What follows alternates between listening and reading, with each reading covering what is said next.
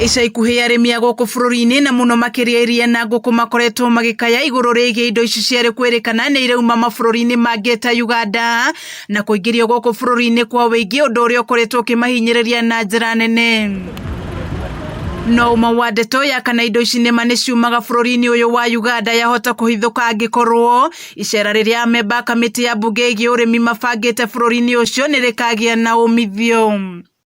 Kũringana na mũmbunge wa Gĩthũngũri na ũrĩa no mũmemba wa kamĩtĩ ĩno Kago Warĩndia nĩ atĩ thĩna mũnene ũrĩa ũgũmĩire arĩmi a gũkũ bũrũri-inĩ nĩ kwambatĩra gwa thogora wa gũthondeka indo na irio cia mahiũ. Lita ĩmwe ya iria kuma bũrũri wa Uganda yumaga na ciringi 10 cia Kenya, gũkũ gwitũ nĩ ciringi 30.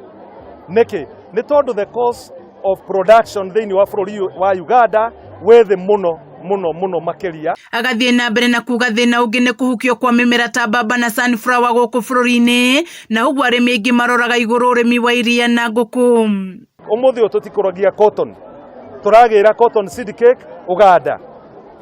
Twĩna sunflower, nĩ twaninire mũrĩmi wa sunflower, tũgĩraga sunflower Uganda. Ihinda-inĩ rĩu Kago augĩte atĩ nĩ aranyita mbaru ũgĩ wa minista wa thũgũrĩ Peter Munya wa kuga atĩ indo iria irauma nja wa bũrũri nĩ irĩrĩhagĩrwo igoti rĩa gĩcunjĩ gĩa 16 harĩ igana, no akauga kĩu ti kĩo kĩhonia na ũguo nĩ egũtwara watho mbunge-inĩ ũrĩa ũrĩtigagĩrĩra atĩ mũrĩmi wa gũkũ bũrũri-inĩ ndanatara hathara harĩ magetha make.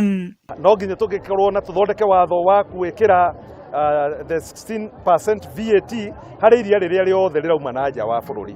Arĩtie ũũ hĩndĩ ya kũrĩhĩra bithi ciana 6 na iria ciumĩte mĩciĩ arĩa matehotete no magakorwo nĩ marahĩtũkire, kũrĩa ũrĩtie kamĩtĩ ĩgeranio gũkũ bũrũri-inĩ gũkoragwo na wĩigĩrĩrĩki hĩndĩ ĩrĩa maramaka igeranio, ũũ arĩ thutha wa igeranio cia thukuru wa Gĩthũngũri Township gũkinya itarĩ nginyanĩru mwaka mũthiru.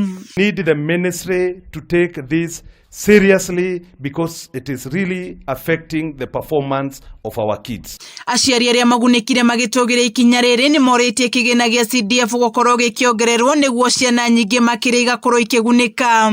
Ihoya kĩgĩna kĩu gĩa CDF kĩongererwo nĩgetha kĩhote gũteithia ciana iria irabatara mũno. Handũ-inĩ ha Kameme TV gĩcigo mbunge gĩa Gĩthũngũri kaunti-inĩ ya Kiambu, njĩtagwo Wanjikũ wa Wanjikũ.